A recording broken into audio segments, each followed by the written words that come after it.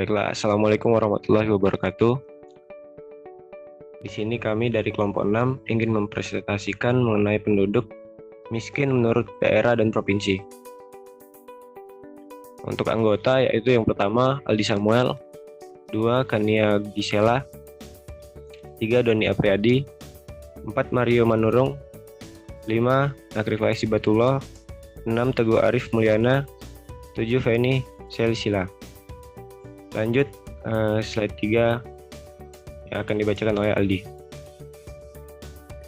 Dalam tugas besar analisis data statistika ini, kami mengambil topik mengenai kemiskinan, lebih tepatnya presentasi penduduk miskin menurut provinsi dan daerah, bertujuan untuk mengetahui jumlah kemiskinan yang ada di Indonesia, terutama pada provinsi dan daerah-daerah. Data yang kami peroleh yaitu data dari BPS. Next. Konsep. Garis kemiskinan atau GK merupakan penjumlahan dari garis kemiskinan makanan atau GKM dan garis kemiskinan non-makanan atau GKNM. Penduduk yang memiliki rata-rata pengeluaran per kapita per bulan di bawah garis kemiskinan dikategorikan sebagai penduduk miskin. Garis kemiskinan makanan merupakan nilai pengeluaran kebutuhan minimum makanan yang disetarakan dengan 2.100 kilokalori per kapita per hari. Paket komoditi kebutuhan dasar makanan diwakili oleh 52 jenis komoditi seperti padi-padian, umbi-umbian, ikan, daging, telur, dan susu, sayuran, kacang-kacangan, buah-buahan, minyak dan lemak, dan lain-lain. Garis kemiskinan non-makanan adalah kebutuhan minimum untuk perumahan, sandang, pendidikan, dan kesehatan.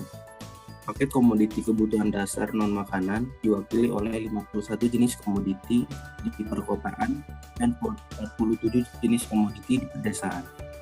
Next. Selanjutnya akan dibacakan oleh Mario. Identifikasi masalah. Permasalahan utama dalam penanganan kemiskinan di Indonesia adalah belum berhasilnya kemiskinan dan pedesaan. Jumlah penduduk miskin di desa jauh lebih besar dibandingkan dengan penduduk miskin di kota. Basis ekonomi desa umumnya pertanian, sehingga pengurangan kemiskinan pada rumah tangga pertanian dipercaya sebagai kunci mewujudkan penurunan angka kemiskinan nasional. Simatupang dan Dermorejo 2003. Surya Hadi ET AL 2006, Tarigan ET AL 2019. Salah satu penyebab kemiskinan yang tidak sering dibahas adalah bencana atau wabah penyakit. Wabah virus corona yang lebih dikenal dengan pandemi COVID-19 telah mengguncang dunia sejak akhir tahun 2019. Pandemi ini menyebar secara global di area geografis yang luas. Pada awal Maret 2020, COVID-19 masuk ke Indonesia dengan jumlah terinfeksi yang terus meningkat dan wilayah sebaran yang semakin meluas, sehingga dinyatakan sebagai bencana nasional non-alam.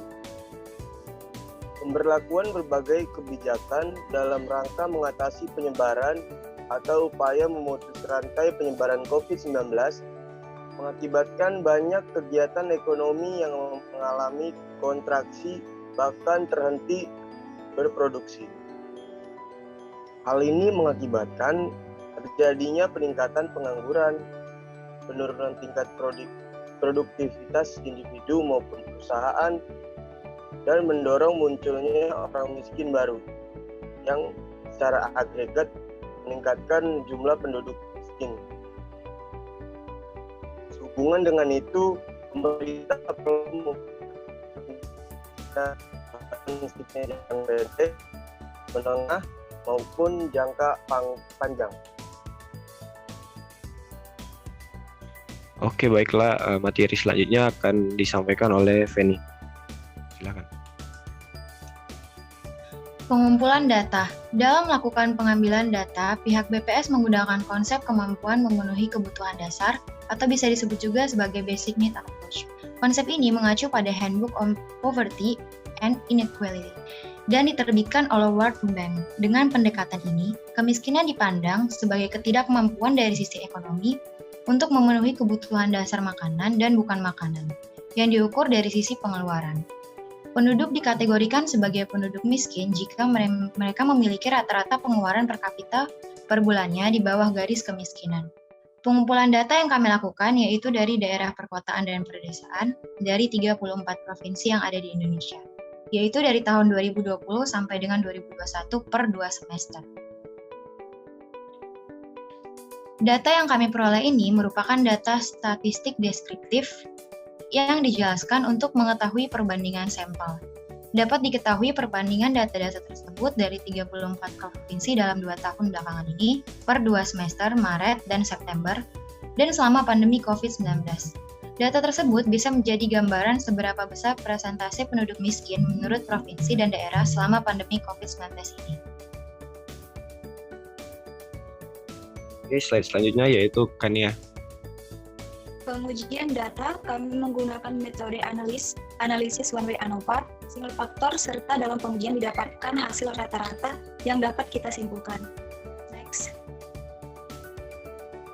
Prinsip pengujiannya adalah menganalisis variabilitas atau keragaman data menjadi 2 sumber variasi, yaitu variasi dalam kelompok atau within, dan variasi antar kelompok atau between. Oke, selanjutnya yaitu Mario. Silakan. Teguh, maaf. Berikut adalah interpretasi data jumlah penduduk miskin di Indonesia pada tahun 2020 sampai 2021. Data pada histogram diperoleh dari rata-rata 34 provinsi pada tahun 2020 dan 2021 menurut wilayah perkotaan dan perdesaan. Berikut cara membaca histogram di samping yang menunjukkan pada tahun 2020 di wilayah perkotaan terdapat 7,47% penduduk miskin di Indonesia dan sedangkan pada tahun 2021 di wilayah perkotaan terdapat 7,48% penduduk miskin. Dan untuk wilayah perdesaan pada tahun 2020 terdapat 13,15% penduduk miskin, sedangkan pada tahun 2021 terdapat 13,08 penduduk miskin.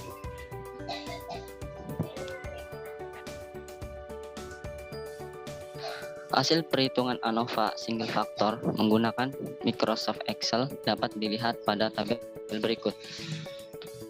Tabel ini terdapat 2 kelompok data. Yang pertama ada between group atau antar kelompok dan within group dalam kelompok.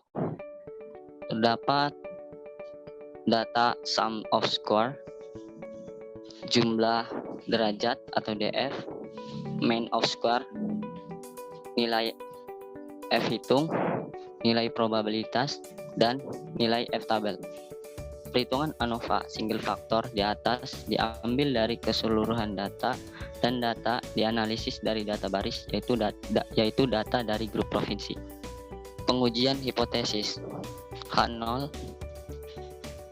1 sama dengan 2 sama dengan sampai K itu semua sama, dan H1 tidak semuanya sama, minimal sepasang berbeda, yaitu mu I tidak sama dengan mu J, sedangkan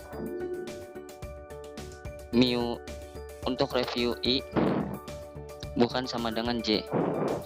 Statistik uji sama dengan alfa sama dengan 0,05. Untuk menentukan perbedaan itu dapat kita lihat dari nilai probabilitas atau p-value. Pada slide sebelumnya, p-value dengan nilai 8,25 kali 10 pangkat min 10 dapat diputuskan bahwa tolak H0 karena p-value kurang dari nilai alfa yaitu 0,05, atau bisa juga dapat kita putuskan dari nilai F hitung yaitu nilainya 4,07 lebih dari F tabel yaitu 1,0505.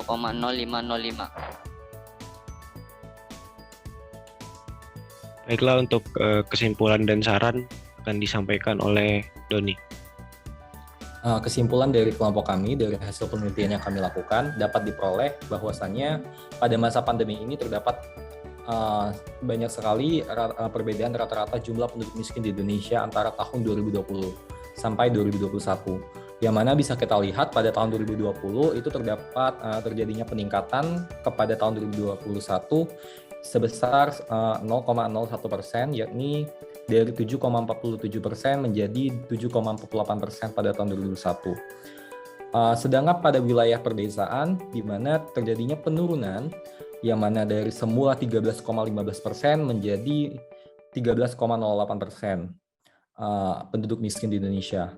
Selain itu, dapat kami gambarkan dari statistika deskriptif bahwasannya didapati bahwasannya sekitar 51,94% perkotaan di Indonesia memiliki persentase penduduk miskin yang di atas angka nasional. Saran dari kelompok kami, karena kemiskinan ini menunjukkan perkembangan dan sebaran kemiskinan yang beragam, sehingga ini memerlukan mekanisme intervensi penanggulangan yang tidak seragam.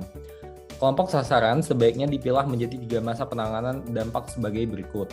Yang pertama, dampak dalam jangka pendek, yakni program JPS bagi masyarakat miskin yang berdampak berat yang berada pada posisi yang sama dengan kelompok kronis. Bantuan bisa diberikan berupa pangan dan keringanan terhadap kebutuhan mendasar pangan lainnya. Kebijakannya bisa dilakukan secara berkala dengan sasaran semakin berkurang secara bertahap. Jangka menengah, yaitu program kombinasi peningkatan konsumsi serta pendapatan sekaligus program prakerja pada masyarakat miskin usia produktif,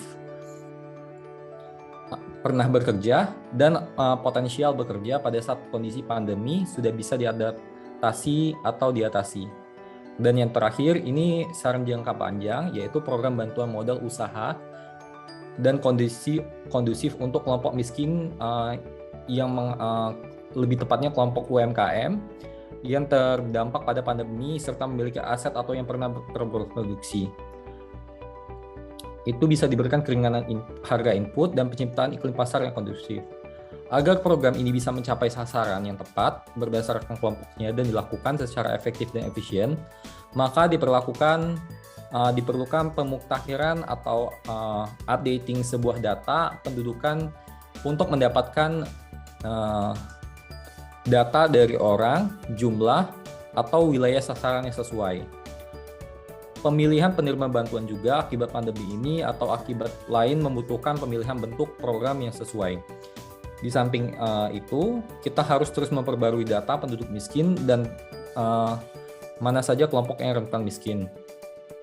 Pemerintah perlu harus meningkatkan anggaran serta jumlah penerima bantuan sosial dan juga penerima dari kartu prakerja.